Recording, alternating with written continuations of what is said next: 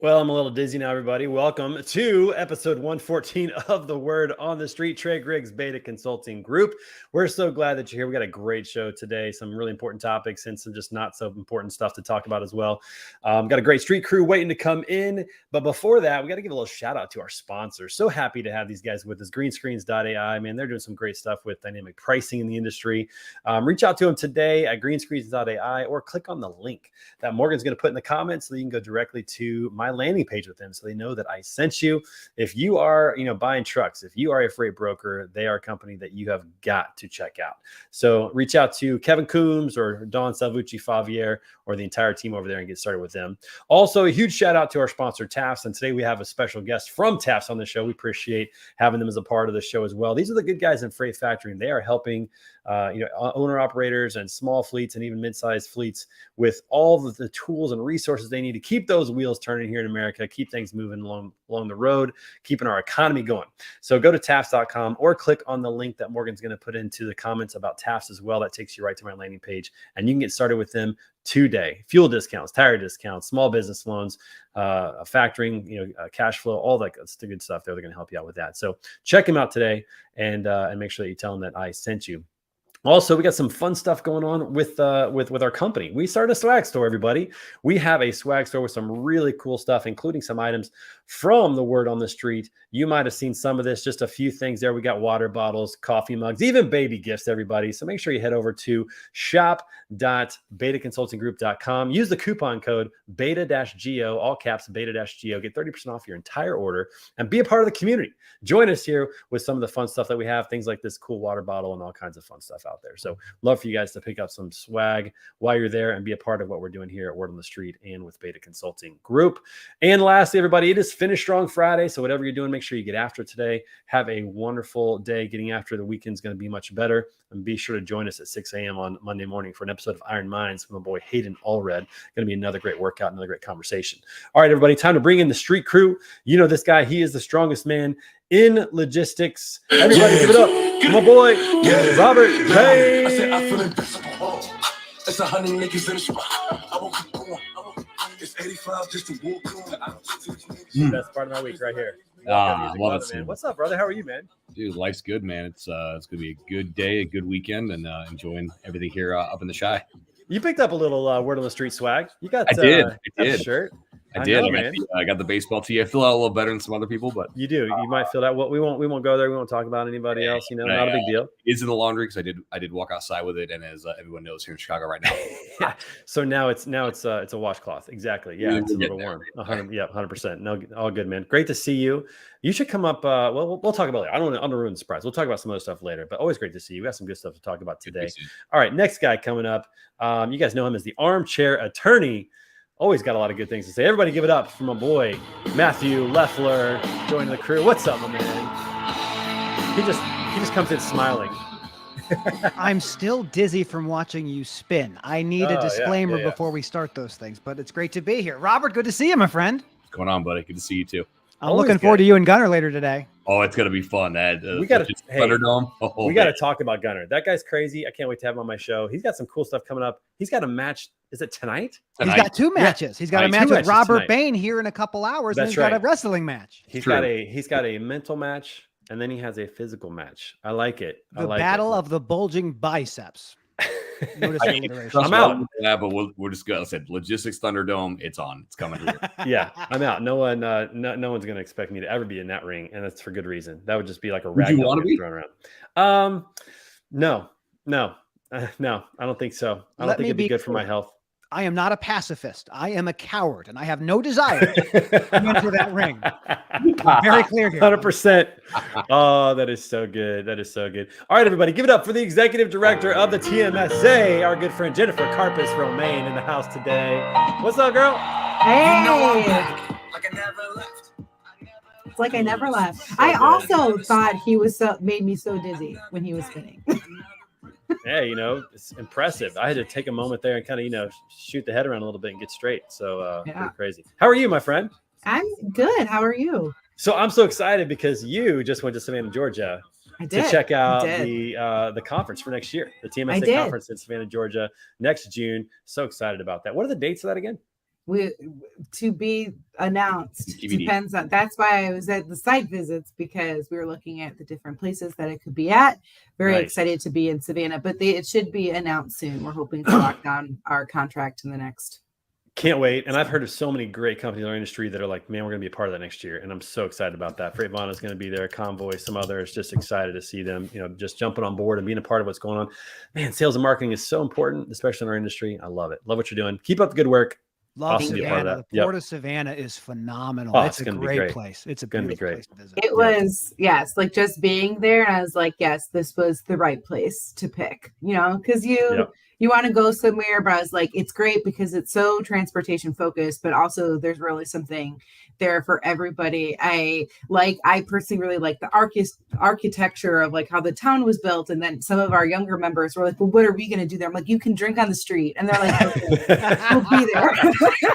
I just want to bungee off the bridge. You can watch a container ship get unloaded like that. Right. Outstanding. Hours of entertainment on the street. Hours of entertainment. Yeah, that's right. All of those things. Clear. Savannah, 20. We're gonna have word on the street. On the street, drunk on the street. I love it. That's right. There will be some of that going on. That's for sure. All right, everybody. The prettiest guy on the street crew, or unless he thinks so in his own mind. Everybody, give it up for Kyle McNaught. What is up? And I'm the only one with the sickest transitions. Ready? Oh, where you guys at with some fun stuff? Ain't no one got nothing on me. Also, I honestly thought that I was coming on when you said strongest in freight, because Bane's been afraid to chase me on the workouts just so far. But what's going on, everybody? Coming at you. What is that? That's not. I'm joking, Bane. I'm not. Yeah, going exactly. I'm in the No, I'll cheer you on. I got your water. If you need someone to just like drunkenly try to like clean 225, I will find someone for you. But yeah, I ain't lifting nothing. Oh, it's so good to have you, man. Glad to have you on the show, as always. But don't take a picture. No snapping of pictures, everybody. I will not take a picture with Kyle McNaught. Yeah. I refuse. All right, coming to us also from Chicago. We got a lot of Chicago in the house today. Everybody give it up for my good friend from BWS Logistics, Rob Bussey in the house. Fellow Cardinals fan. That's what I'm talking about. Let's go Cardinals. Let's go. Chicago. Shot down, baby. Well, represent until it's time for the Cardinals. That's right. I'm actually in Chicago too, so I know just saying. I know, but you know what? Hey, I didn't tell you this. I got to go to the Cardinals. I won't mess with Bane either. Nope.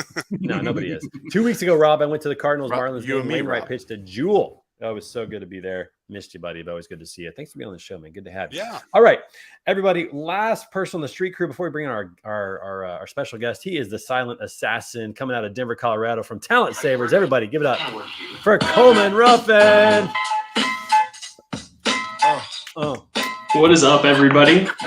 I've officially got my word of the street swag coming in the mail, and I officially, after learning you can drink on the streets in Savannah, just booked a ticket out there. So I don't care when I'm going. I'm going now. Wait for June 2023.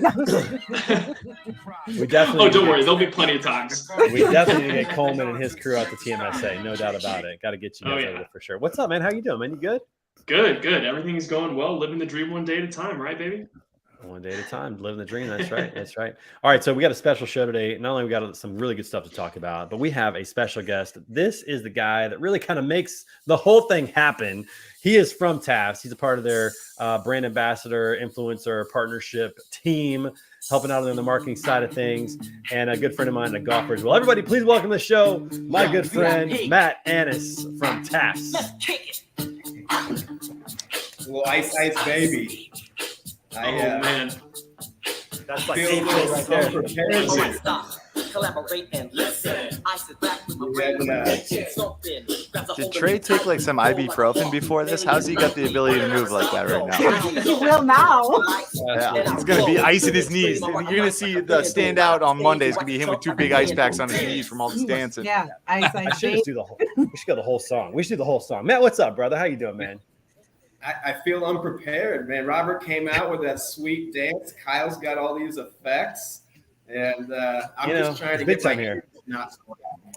It's big time here, man. You got to be ready. But it's good to see you, man. You're in the Cowboy Room at the TAFS headquarters. I can tell some great pictures there, and a lot of good things happening at TAFS. Tell everybody out there what's going on at TAFS. What is good right now? What are you guys up to, man? How are you helping drivers out? Several different ways. So TAFS, we're a freight factoring company. What we specialize in is educating those in the industry. We feel that there's a real gap right now. A lot of motor carriers going out and just failing due to unrealistic expectations or not knowing what they're actually getting into. So we help out from start to finish on the education side. What are you looking at your first month, second month, into your first 5 years? And we do it several ways. We've got a lot of great tools on our website, on the blog.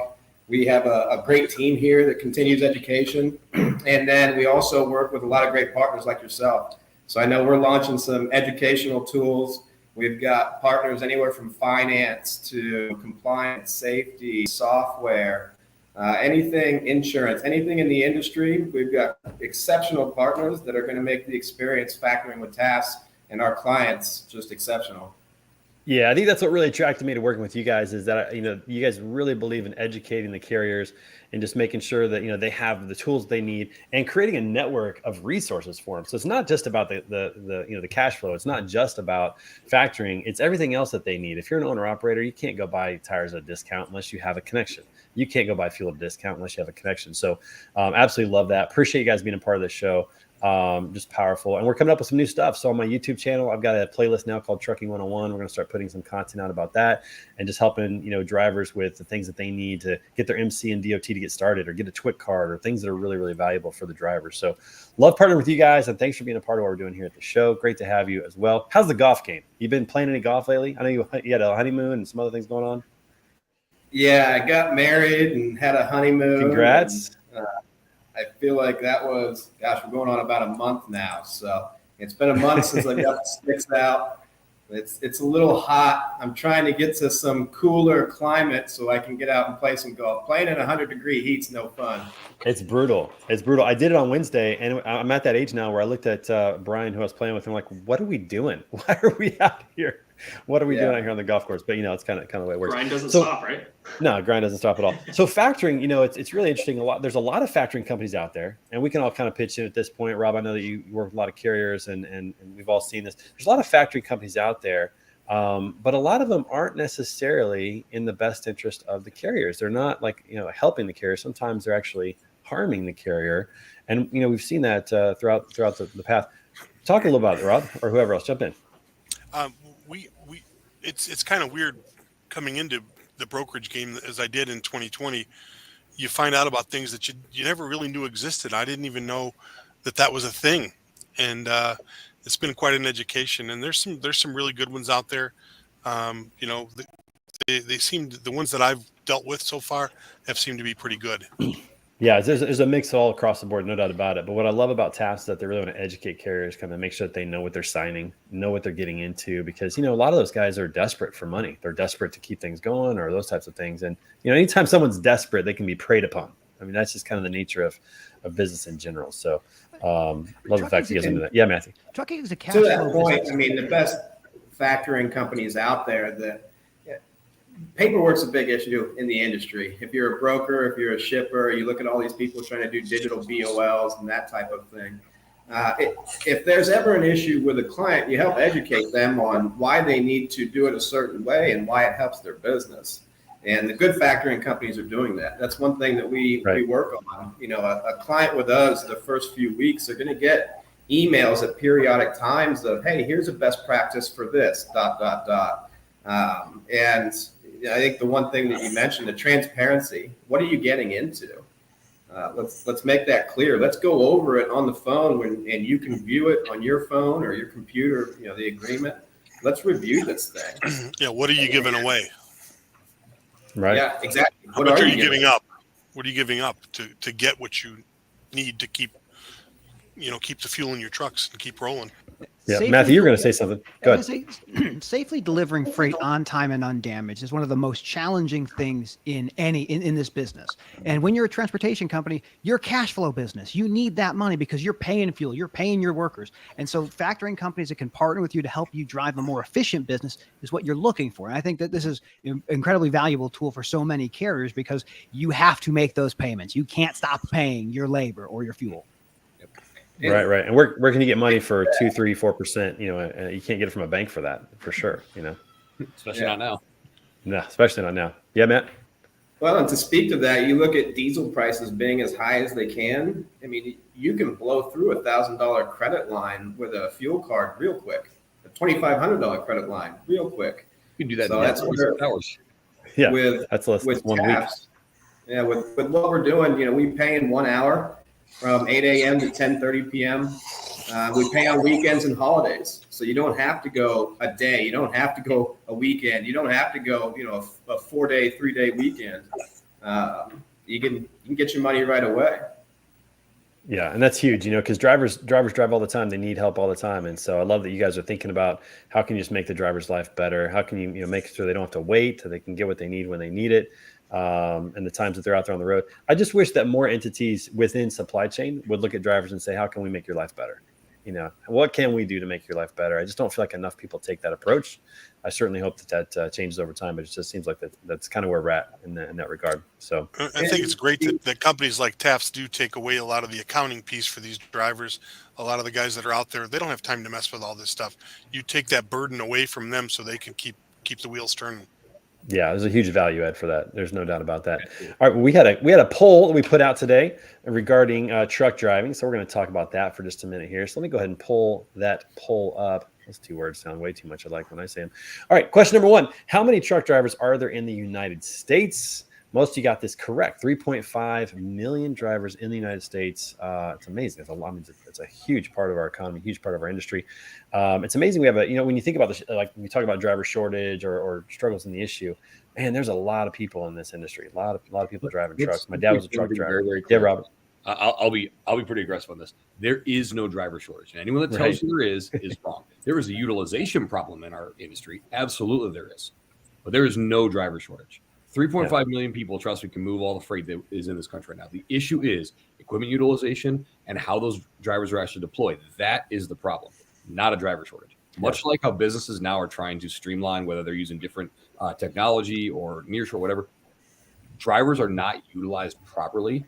And anywhere from, depending on the math you look at, between 30 and 60% of their day is just 30 to 60%.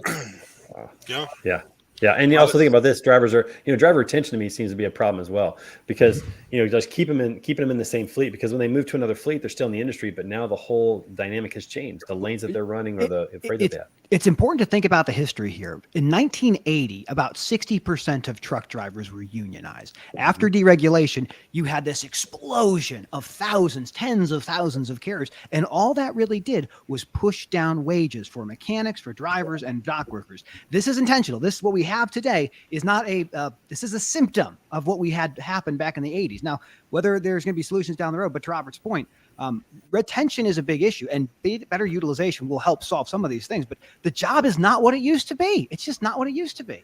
Right. And JJ says he thinks there's a driver shortage when it comes to good drivers. That might be true. Might be true in terms of good drivers. I'll give you that one. Yes. Yeah. Hey, we live in Chicago. We see them all, right? Right. It's very possible. But do you think there will ever be a time where unionization comes back? Do you think there'll ever be a time where drivers will at some point say, hey, we got to get together on this? Or do you think it's going to be this way moving forward? That's a really good question. Oh, yeah. We're watching right now. The Longshore and the Pacific Maritime Association is in negotiations with the Longshoremen's Union, the strongest union that exists in America. And that negotiation, that contract expired July 1. So they're still working. Right. I think you will not see unionization at the scale that we saw in the 80s. It'll never happen. But I would like to think that the drivers will have better opportunities and better compensation. Sometimes JJ says smart things. JJ, give yourself a little more credit than that. But you see, like the port drivers are probably going to become unionized a little bit faster. You don't think so? You don't think? No, AB5 is all about how you control independent contractors. And so when you talk about the ports, what happens there is a bunch of owner operators who are not paid to sit around for 4 hours as they wait in line. These guys are not going to be unionized. What may happen is they become employees. Now, would they have the negotiating power? Probably not. FedEx Ground is a great example of this. Every driver, same with Amazon, every driver comes to your house is an independent contractor. They're dedicated providers, standalone businesses with their own liability insurance. We'll see more probable business to business deals, but I don't see the ports unionizing. I think that you might see that maybe in the LTL space, but I doubt that because that's the last stronghold, ABF and YRC. That's the. But that was my question. Like with AB5, you have these drivers that are most likely going to become employee drivers. You know, that shift is going to happen. Will they look to unionize once they're employees as opposed to? I think they'll be paid W-2 and they'll be paid as hourly employees, and I don't think they have the bandwidth. I'll let someone else jump in. Philosophically, they don't want to unionize though. Matt, to your point, yeah, they're going to go W-2. But philosophically, you think so many of these individuals that are owner operators, they owner operators for a reason. They want to own their own business. They want to run their own deal. They want to be able to tell you to pound sand if they don't want to do something. And so will they become employees if that's the case? If that's will they actually become an employee driver? So here's the thing: is if you're an employee, you still have some say in that. Much less than if you're an owner operator. A union, you have absolutely no say at that point. Yeah, I'll push back on this. Dan, the driver row. He's a driver I follow on LinkedIn. Everyone who's on this thing, and you should follow Dan because he's been in the business even before deregulation. The old days, how owner operators worked was that the company would lease the truck from that owner operator and have them as a W-2. So they were an employee, but also paid for their asset. Man, it would be really interesting to see that unionization of the drivers. I don't know that we'd see that. That's a really interesting question. What it comes down to is I go home when I want to go home. I'm not working this weekend. You know, I don't want to go here. You know, we've given all these carriers, and rightfully so, this freedom to pick where they want to go, when they want to go somewhere. And going back to, like Robert said, where a union is going to control everything that you do, how you do it, when you do it. It's difficult going back once you've been free. It's tough to cage a wild animal. Yeah. Oh, I completely agree with that. But man, some of these regulations are going to be. Kyle, what is that face you're making down there? I mean, listen. According to the Supreme Court, it ain't that hard to go back to shit. That's a really interesting segue. That's good point. Good point, Kyle. Good point. So good next point. question on the bowl. Yeah, question 2 on the. That's right. That's they right. Can be wrong too, Kyle. They can be wrong too. That's right. All right, question 2. You saying a bunch of old white people could be wrong? You crazy? No, not possible, right? Not possible. Dusty old. They're not that. Hey, listen, they're not that old. They're definitely still a lot of white people, but they're not that old anymore. The Supreme Court has definitely gotten younger. There's like one person who's under 60. No, there's a lot of young people. That's worse. It's a lifetime appointment. Sorry. Hey, comparatively speaking, they're younger than they were 10 years ago. Absolutely. So that's what I'm saying. All right. Question 2. What is the average income of an over-the-road truck driver in the United States? The correct answer as of 2 months ago was $66,196 is the average for a truck driver, which, you think about that today, that's $5,500 a month. Depending on where you live, that may be plenty. That may not be that much. I mean, especially with inflation. That's nothing. Mentioning here about 1980, right? The average salary for an over-the-road truck driver in 1980 was $38,000. Adjusted for inflation today, that's like $100,000 to $120,000.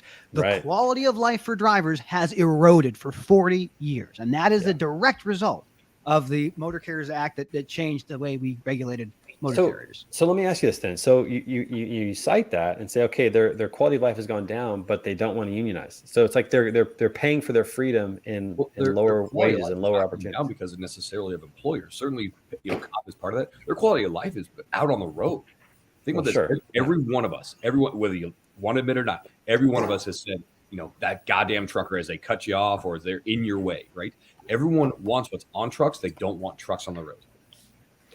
And to push back on that, I think that there is a really good use case, really good argument for unionization for some drivers. This is like in the city drivers, back in 1920, there was none that were unionized. After a couple decades, every single one of them were. And this was the Teamsters. I think that companies like a Walmart are able to pay drivers enough money to show them there's not a need to unionize, because that's why you have the independent contractor models. I don't want the liability and I don't want the risk. I just want to push that out to somebody else. But there are company drivers that are paid well and have good quality of life. And there are models like someone like an Old Dominion, for example, on the LTL side, that can effectively say, we offer you a better deal than the union can offer you. Now, I don't think owner-operators banding together is likely an outcome we'll see.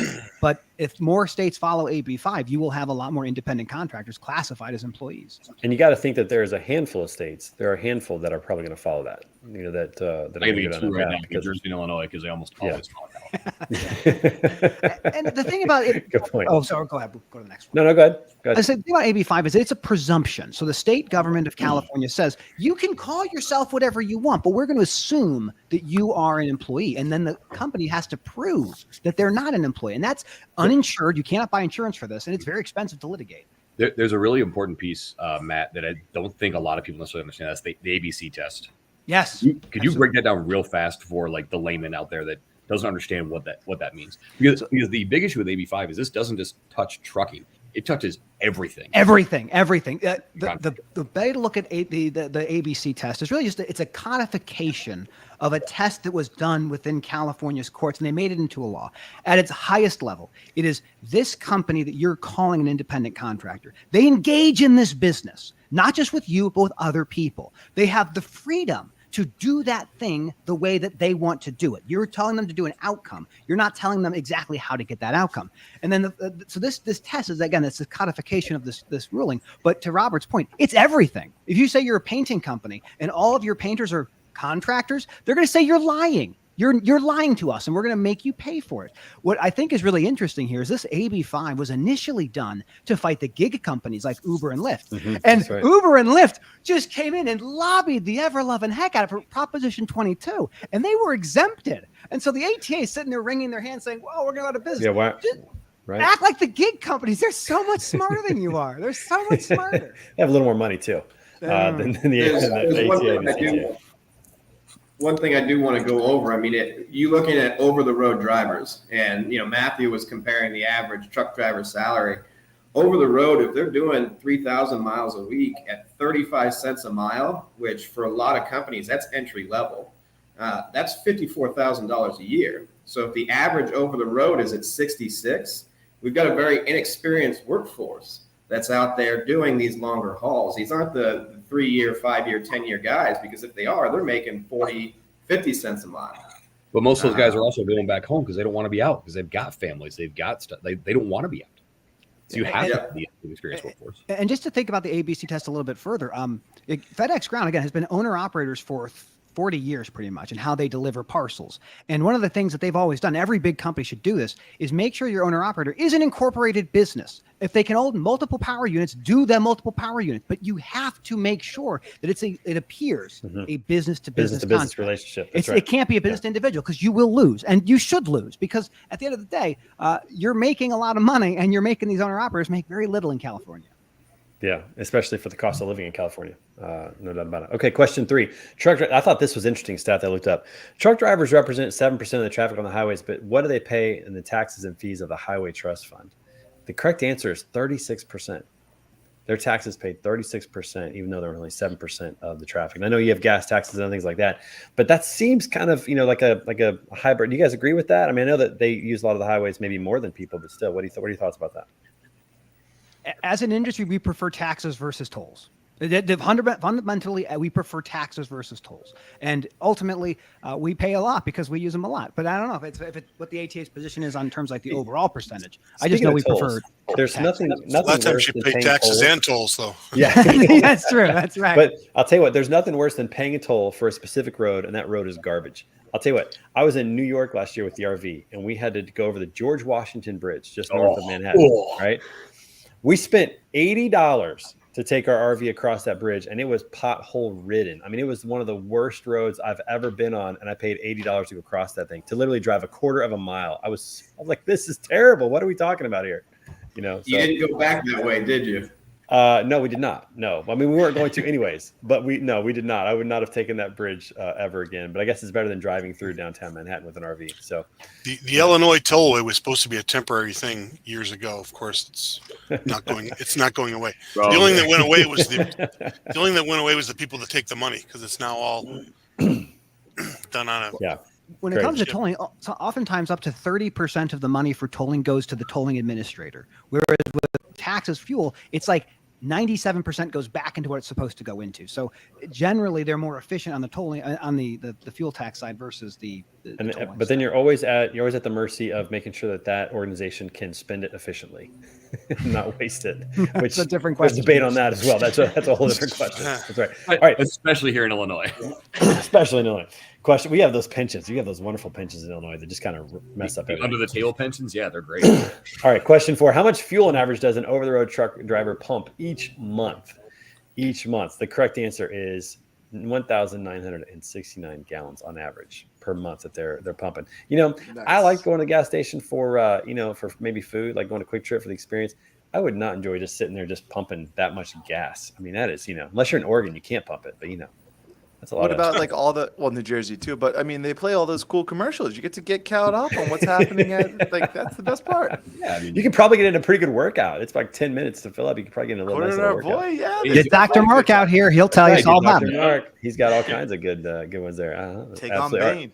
All right, question 5. In what year did the first woman earn a commercial driver's license and drive a commercial truck? So most people think 1963. Did you guys know that it was actually 1929? Nice. 1929. I wanted to say that one and I didn't, but that's awesome. Because it was the first choice, Rob. It's like it skewed it, right? You're like, that's too early. That's the first choice. Well, it seems like, those test-taking strategies kind of came up to bite you. Yeah, 1929. I missed 2, by the way. Oh, you can. Okay. Yeah, 1929, the first female CDL driver, which I thought was pretty cool. It was a lot earlier than I thought. I thought it would have been the 40s, maybe during World War. It's right around there, yeah. But I would have thought it would have been closer to the war because that's when the demographics changed quite a bit in terms of the marketplace. All right, question. Our poll results, our answers. At the end of the show, are you going to see who was top dog? I actually don't see who did what, who gave what answer. I do them anonymously so that people hopefully even the other question. If there's an other, he doesn't know what you write in there, so it's pointless of writing in anything. And it's also like we're supposed to remember what our answers are. From 3 hours. You can answer a million times. Yeah. I'm catching some beef about these polls. I don't know if we should keep doing these. What I would like to say is on women truck drivers, this is a really interesting thing to keep in mind. This profession is one of the best in terms of payment parity between men and women. It's about mileage, it's about hourly. And so this is one of the best industries for women to be entering into, whether it's on the maintenance side, on the trucking side, on the warehousing and dock worker side. That's a great point. And we need more women in trucking. We do. There's a great organization, and we need to continue to advocate. Like Ingrid Brown, who's another one of these truck drivers, that's always on LinkedIn talking about what the life of a truck driver is like. Right. But it's a great profession for people to be entering into. But what's interesting? The number one reason why women don't want to enter into truck driving, you guys know what it is? I think bathrooms. Safety. Yeah. It's safety. Safety concerns. I mean, think about all the trucks that you see that are just parked on the side of the road. Or when you go to a truck stop and there's trucks everywhere, but is anybody like kind of monitoring it? Do all of them have cameras? Is there security there? I mean, that's a real issue to make sure that if we're going to attract women to driving, that we address those concerns that they have. Just for your audience, like truck driving is not simply over the road. I mean, you have daily drivers doing deliveries and LTL shipping. You're home every single night, so there's a lot of places. Especially private fleets too. DC to DC type of runs. And there's a lot of different options in there. But here's the other flip side to it. And Jennifer, this one might be one for you to jump on as well. We don't market truck driving very well. Like we don't make it appealing. We don't tell good stories. We don't make it sexy. I saw something recently where they polled parents and asked them, would you be proud if your child became a truck driver? And overwhelmingly the answer was no. Because they think of it as kind of like a bad occupation, a secondhand, like a fallback or something like that. Like we don't tell good stories, and like from a marketing perspective, it's just unfortunate we don't do that. Yeah, I think, Matthew, to your point, there's all different, like when you think, if you're not in this industry and you think of trucking, you only think, oh, this big truck is on the road and it's going all across the country and that person is never home. You don't think about all the different qualifications you can have or how you could do that. Or you're like, oh, I don't even know how to begin to do that. What is a good company to work for? I think that especially now, just in general, there's more reasons than just pay why you would want a job. I like what you said about the pay equality there, because that is good to hear. But I think it is like it to market to a mom that says, hey, you can have a trucking job and still get home to your kids to go to baseball. Like that would be a different messaging than what you would assume if you're not in the industry. Or, hey, this is why we are taking safety, or making sure that your routes have like proper female bathrooms at the truck stops, or things like that. That Or is bathrooms really, in general at the shipper location, you know, receiver like location, you know, there's a lot that goes into being a lady that makes it different, and all those things need to be, and just like the safety of the truck stop, like that would be very intimidating as a woman, to be in a very male dominated space in the dark with a bunch of trucks. With, if there's cameras, can you see between all of the trucks like that? It makes me very nervous just talking about it. And so I can't imagine then going into that. But I think that's part of appealing to female drivers, and having more female drivers say like, hey, this is what I do, or this is best practices, or this is how my company supports me and make sure that I'm safe from point A to point B. That could go a really long way. There's a couple of really cool YouTubers that like are female YouTubers that watch in trucking space that like really showcase a lot of that type of stuff. But yeah, it is definitely crazy of like the safety aspects and what they're worried about. I mean, it's a door. Like, it's not like your house door. It's not the safety that you feel with like your car door. Kyle, throw some of those into the comments if you got them. Just copy those. Oh God, I gotta go search on YouTube. I'm just gonna start watching wrestling videos on YouTube. Like I'm gonna watch 90s Attitude Era. I'm like, what are you doing, man? But it's no different than other industries where, and I love you mentioned that, Jennifer, because you're right. Women don't always feel safe out on the road, and so to the guys, because let's be real, we have to be allies for women out on the road, 100%, and in the office and wherever it is within this industry or anywhere else. And so for the guys out there, one, don't be a piece of shit. That's really simple. Rule number one. Really good number one rule. Number two, teach your kids. I don't think you need it. being a piece of shit, make them stop. What was that? Number two, if you see someone being a piece of shit, make them stop. Like it blows my mind where I hear that safety concern, and it is legitimate. And there are so many that just sit back and do nothing, and you can't do that. Yeah, it's detrimental to the industry is detrimental to obviously to the people involved. But absolutely, this is an industry where we have to continue to push having female drivers. Also, by the way, women drivers, I don't know the exact percentage, but it's somewhere in the 30 to 40%, are safer drivers than men by far. Yeah, by far. And here's two reasons why. One, they know they have to work harder because they're not going to be accepted by the general male population in trucking. And two, because they actually pay attention. They're not showing off. They probably have less road rage, I would imagine. Well, I would imagine we all see the jacked up trucks. We all know the typical what we synonymize with jacked up trucks. But when you have some big 53-foot trailer and 13 feet worth of truck, guy running around, yeah, Kyle knows what I'm talking about. Listen, women aren't worried about that. They don't care. You know what they want to do? They want to do their damn job and move on. They're not being a rough, tough truck driver of a man.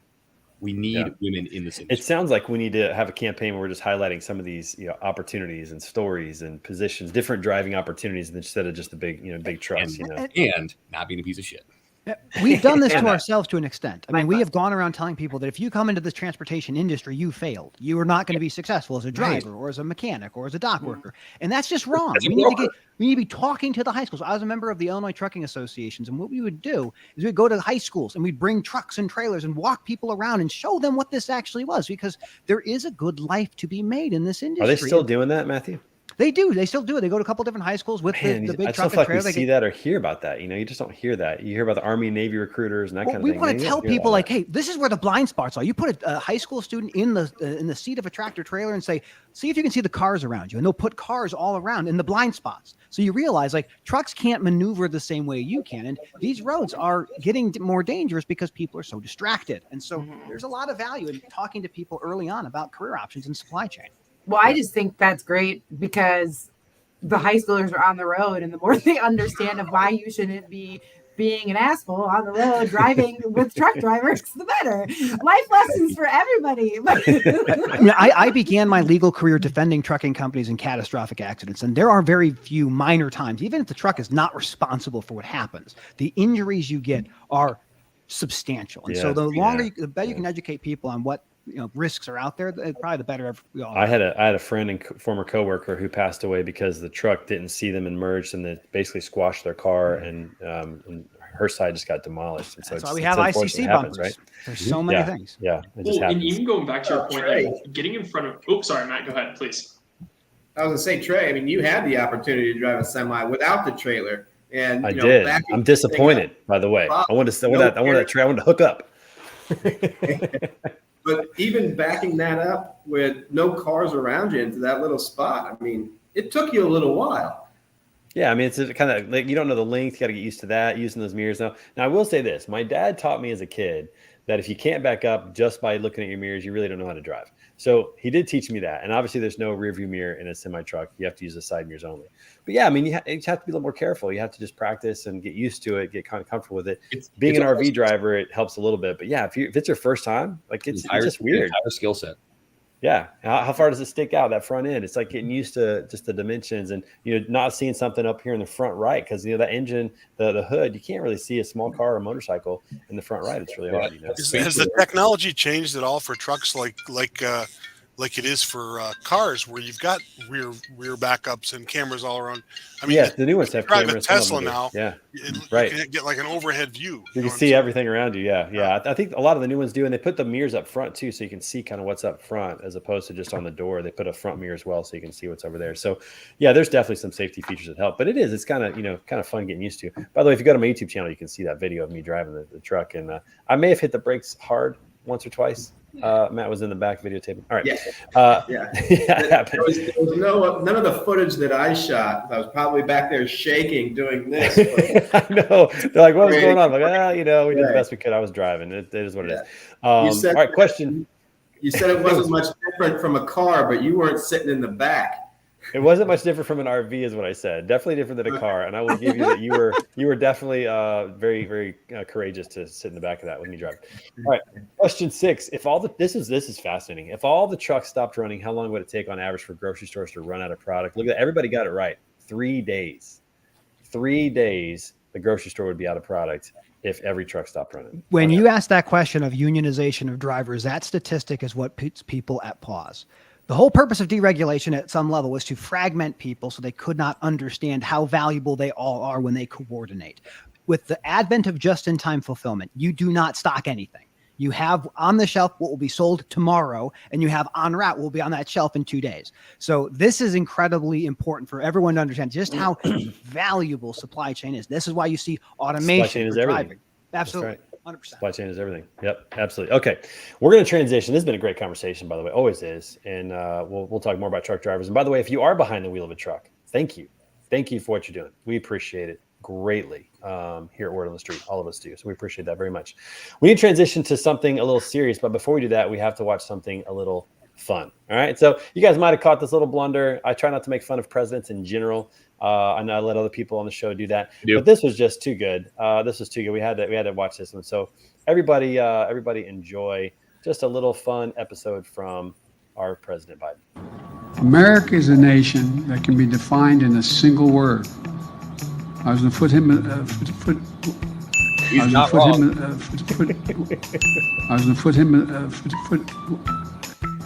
America is a nation that can be defined in a single word. I was going to put him. Okay, I don't know what happened there, but at some point you kind of feel bad for somebody. Somebody hit Alt delete and hard restarted them, but he's not wrong. That's probably a great word to describe America right now. Yes. That might be accurate. He might have been spot on. No, I saw that and I thought, oh man, we gotta have a good laugh every once in a while. I just wonder. Here's what I wonder: when he comes off of that press conference, do they laugh about this? Or are they back there shaking their head? Are people like putting in their resignation letters? Like, what's going goes on? the wrong way and tries to shake somebody's hand. If you watch the whole video, Oh man, we don't have time for the whole video. It's out there, but you can watch it. But I just wonder what those conversations are like after those kind of moments. Like when President Bush used the word strategery. Did anybody come off and go, that's not a word, right? You know. They went out and they're like, chest bump, let's do this. That's right. Oh man, that was a crazy moment. So worth a laugh. Check it out. We got to laugh at each other a little bit from time to time. Laugh at ourselves. You know what's going to happen too? What's that? 2 years from now, that's going to hit Webster's. It's going to be the word now that describes America. We're all going to have to learn how to pronounce that's for the. It's either that or Kofefi. Kofefi. I like the Control Alt Delete explanation. Just it's literally like rebooting. somebody who is writing a speech wrote everything, and they're like, "Oh, I'm going to come back to this point and put in a word here," and they just typed a bunch of letters, and he's like, "Oh, yeah, man. they got a word in there and they forgot to refill it. Yeah. Oh, something like that. If that's the true story, that would actually be hilarious. I would love to hear that kind I'm of actually stuff. going to grab that, like do a screen grab, and I'll see if I can figure out like an acronym for all of that. I'll send you the video. You can have a little fun. I'm going to see what I can do on that one. Oh man, so good, so good. Well, on to something a little more serious. One of the things that we had happen this week, unfortunately, is we had the 4th of July, which was awesome, just a celebration of our country. But we had yet another mass shooting at Highland Park, which is not too far away from where several of you, call home. And it's just, it's. I was talking to a friend of mine this morning. I just don't know what the answer is. When we talk about this, we talk about the those that want stricter gun laws. I can appreciate their argument. I can appreciate their sentiment and their desire to not see this stuff happen. On the other side, I can see the ones that say, it's really important that we have this for self-defense and for protection against tyranny and for protection of our homeland. Why have countries never invaded the United States since the American Revolution? Well, we're all packing heat. I mean, they probably don't want to, and why is the government not turned on our people like they have in Syria and other places like that? Well, because we have the Second Amendment. So I can see the argument on both sides, but man, it's like, what's the answer? What? I mean, I don't know. I don't know. It's crazy. There isn't an easy answer. I mean, Yeah, my opinion on the Second Amendment is different than almost everybody that I know, but I won't get into that necessarily. But what we do need, you did put out a good video about it, though. I did. Which people should check out. I mean, Second Amendment, just for people to realize, it didn't apply to the states, like individual right against the state, until 2010. So, this is a very new right for individuals, so people understand this. But there ought to be better background checks with a factor in of social media and what you do, because we have this giant apparatus that surveils us every single day, whether it's our cell phones or our social media accounts. And this guy, this nut job, was talking about this kind of stuff for years and nothing happened. And then you have this catastrophic event. Like, we should be angry. We should be angry, but we can't take that anger and make exact change right away because we don't really know what the answer is going to end up being. Right. And but it's been 10 years. It's been so many years since massive other shootings. Like, to say like, oh, this is the one that changed. Sandy Hook happened. The fact that Sandy Hook happened and nothing's changed. And that's the problem. I will say, oh, it's to protect me against the government. The government has drones. The government has if you think your little AR-15 is going to stop the government if they really want to kill you, you're fucking insane. One thing about Sandy Hook that is really interesting is generally gun manufacturers are never liable for what happens with the end user. However, when those same companies are using their advertising dollars to get on Fortnite so that people are seeing the weapons that they want to buy, then there is some civil liability. So there is some path of either making people have to pay for insurance or doing more robust checks that has to happen. It has to happen. So my wife and I are probably as far apart as a couple can get on the Second Amendment, and still happily married. I see your Instagram post.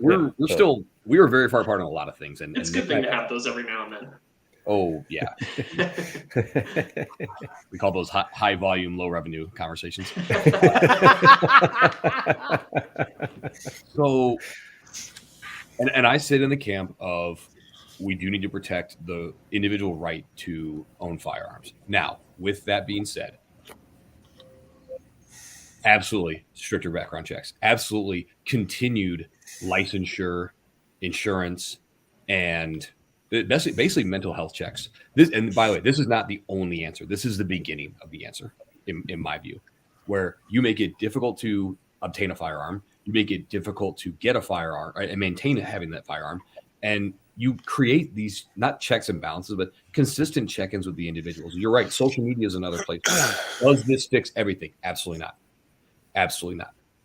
But I firmly believe that we, a government, and this is not right or left, this is every one of them, that want us stupid, fearful, uneducated, unarmed, and constantly looking to them for the answers. That I'm not okay with. One of the ways that you protect yourself against governments like that, yes, sure, drones, whatever, I can shoot them out of the sky. But Kyle's coming. He's got an over-the-shoulder rocket launcher. It gives government and it gives people in power pause when they know that there is a line that citizens have. If there's no line, then you get Syria. Exactly. Right. So, but I Is it understand. so hard to put laser beams on sharks? No, it's not.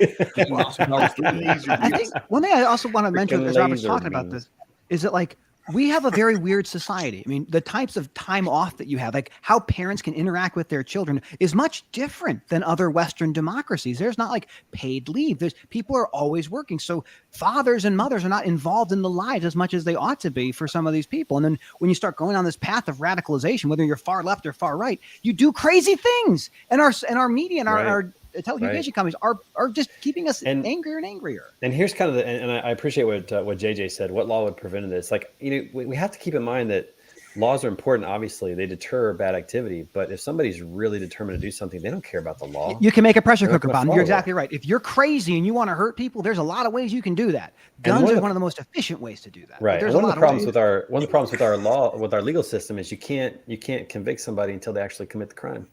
Not yet. It's like, but they can talk about it all day on social media. But can you do anything? An interesting point that Ice-T made in an interview. This was probably 4 or 5 years ago. He was actually in Europe when he was doing this interview, explaining the right to bear arms is to protect against tyranny. That's tyranny of all kinds. That's in his case, like my tyranny is from the police. He's like, I'm a black man in America. That's why I have. This is Ice-T talking, not Robert Bain. That's why I have firearms. That's why I carry firearms, because the tyranny that I experience is from law enforcement in America. It's like other people, they don't do it for hunting. They do it to protect against oppressive government. They do it to protect against things like this. So, but all that said, it's theoretical. I mean, is he pulling a gun out on the cops when they pull him over? Like, let me back up. So, like, when we started having laws against open carry, that was because the Black Panthers were following police around in California and going to the state capitol with open firearms. And then the government was like, "Oh, we don't want that. That's not what we thought about." So the reasonable regulations, they started coming out because there were people who were carrying weapons, trying to protect themselves and their communities from what they thought were violent extremists. Yeah. No, there's a lot. There's just a lot of. It's just a complex situation, a complex solution, and I don't know what the answer is. Let's talk about the poll real quick. We've got a couple questions. I want to get to this real quick about this. So let's go through this real quick. First, how many guns do you own? So of the people that responded, half of them don't own any. Half of them own more than 3. It's definitely. I mean, we're very split in regards to some of these things. Question 2: would you be willing to live in a country which no citizens were allowed to have a gun? Again, I mean, I was looking at these results, like totally split. Some yes, some no. Because I guarantee politicians aren't going to go without guns, without security, without detail. I guarantee that's not going to happen. Do we want to be in that situation? Question 3: who is most responsible for mass shootings? Majority of people say, hey, it's the criminals, right? So, okay, Trey, criminals are responsible. Hold on, I got to interrupt. You missed. Yeah, go ahead. One of the areas also that is responsible for the continued mass shootings in America is the media. And here's why. Every single one of these people, from Columbine to now, we know their names before we know any of the victims. We talk about privacy. No, these people become celebrities for the 48 hours that they are there. Yeah. I remember Columbine because we got locked down in my school. Right. It was on my best friend's birthday. Certain ones of these stick out to me. I remember Virginia Tech because my sister was in the building, heard this guy, heard his footsteps. Yeah. And the media talked all about these people and spoke nothing until days later. Because I still know the name Dylan. I don't know any of the victims from Columbine. Yep. And there's research that supports what Robert's saying. There are a bunch of countries that will not allow you to post names of people that are actually committing these crimes because of the fear of someone trying to emulate that. It's a huge point. Absolutely. Yeah. It's just a major problem. And that one is just it. The media. I make fun of the media all the time. I know I've done that many times on the show, but that absolutely is a driving factor of this. Yeah. Because many times the reason why these folks saying I'm going to go to this extreme is because I want this goddamn attention, and I know my name will be known. Yeah. Even if they don't survive it, which to me is like the craziest thing in the world. Like, who cares if people know your name? But it's just there's just so many problems going on. It's just unbelievable. Yep. All right, question 4. Again, this is amazing. It's totally split. Should automatic weapons be illegal for citizens to own? 6 yes, 6 no. I mean, completely split along those lines. One thing I'll mention here when it comes to arms regulation, there's not a single person I've ever met that is not against some form of arms regulation. No one's saying I deserve to have a landmine or sarin gas. That's what we're talking about. Everyone generally agrees at some level of regulation as to what arms we can possess. It's just where we draw that line that gets, kind of muddled. Right. So think about this. Up to this point, for the 4 questions we've had so far, everyone's been relatively split. Some for, some against, and those types of things. Check this one out. So when you talk about what's the purpose of the Second Amendment, almost everybody says that one of the purposes is self-protection from the government. So how do you have self-protection against the government? Which I know, Kyle, we talk in theory, but the reason it hasn't happened, in my opinion, is because they at least they go, oh, well, they are armed. I mean, you take the government down my block right here. Eminent domain exists, Trey. They could take your stuff anytime they want. They can take it out for a highway. They could do all that. Up to a certain point. You get enough people. They've done what they want. You can't say it's because those people had no power. They just don't do it in the way that looks like bad guy versus good guy going at each other. That's not how that works. But I guarantee if somebody put a gun to their head like they put to others, they would change. They know it's possible. They stormed the Capitol. Nothing changed. They had guns. What changed there? That was the citizens coming together, and it didn't matter because it's pennies. The guns don't matter to the government. They have the technology to wipe us all out 20-fold with gas, with every sort of chemical weapon that they could easily take care of you. They try with a virus. You think the gun is what's they could do. Put that hat on because they can do all that stuff. I would think they have legislation. They do it. They already do it. So someone saying, "Oh, I got a gun. They ain't coming after me." Fuck you. They already came after you. You're insane. I got the energy because I've done interviews with people. I've had to interview the first doctor that was at Sandy Hook. I've had to interview firefighters that were on the floor at Mandalay Bay. I've interviewed the cop that got shot up in Wisconsin. Like, to sit there and say, well, I still deserve my gun because the government's come after me is ridiculous. And it's insane. Go talk to that doctor. Watch that doctor's handshake because he can't hear this stuff. Because he had to walk into these things and see these dead children everywhere. For what? For what? Because you got to protect yourself against the government who's already doing shit against you? It's insane. I'm sorry. I'm not trying to be polarizing. Our government's not going to do what other countries are going to do. Like, I mean, we don't see Syria over here. We don't see that happening. Oh my God, why is that? Keep going to Syria. I mean, there are plenty of other countries. Like, name that stuff. Like, there's plenty of other countries that have strict gun laws. And all of a sudden, they're not taking over. Europe. Kyle, I'm not going to disagree with you because you're right. Britain, no citizen can own a gun in Britain, and you don't see these things there. I don't disagree with you. Yeah. However, I will see you've spoken to people who were there, boots on the ground, literally boots on the ground. I'll take the same thing from my baby sister. She was literally boots on the ground. Well, also, by the way, the media never talked about was how the ROTC kids at Virginia Tech, who actually evacuated the buildings to make sure that there weren't more victims there. My sister was one of those individuals. And she said specifically, the only reason people paid attention to her is she did have to pull out her firearm. So I'm glad she was able to do that. Why she was carrying around on campus, I still have no idea, but she did. But like but the environment only exists because someone's walking around with a gun. Like take away the gun, and that person is maybe walking around Boston bombing, right? We've had experiences. People are going to be terrorists no matter what. Like, that's the deal. That's going to happen. But to sit there and be like, well, she was able, not saying anything about Bane, I love you to death. So I'm not trying to be mean at all or anything. It's just this is because this situation occurred. This is what's like chicken or egg. Like, at that point, like, why is she pulling out a gun? That situation shouldn't have occurred because we shouldn't have access as individuals to something that's this deadly, that's made for war. I mean, at the end of the day, what do you need that for? It's for war. Scott, I'd love to know what Scott thinks from this. If someone who's been in war, who understands, sorry, Scott, I'm assuming you've been in war, but I mean, I've been twice. Yeah, welcome back. Welcome back, Scott. Jump in. No, I've been twice. So yeah, it's a great assumption. I mean, you see my flag. But I don't think about big picture as much when I'm in the fight as I do as my brothers. My ultimate job is to make sure my guys are trained. I am trained. My squad is trained. My platoon is trained to execute the mission that we are supposed to do so that we can all come home. Whether the big picture is there or not, my ultimate job is to bring them home after the execution of the mission. And also it's a voluntary army. It's a voluntary service. The people who are over there doing what we need to do are doing it because we chose to, not because we have to. in regards to that side of the picture. I'm always, as far as my opinion on I have weapons.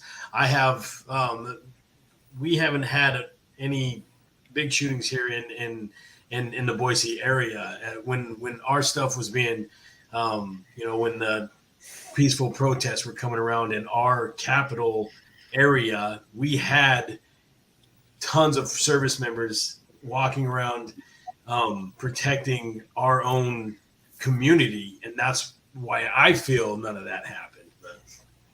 Yeah, and Matthew and I talked about this before we started. The real issue is that the problem is people. The problem is people, because so we talked about guns. Should we take guns off the street? Do we want to roll that dice and go that direction, or try that? Is it ever even possible at this point? Is that even going to happen at this point?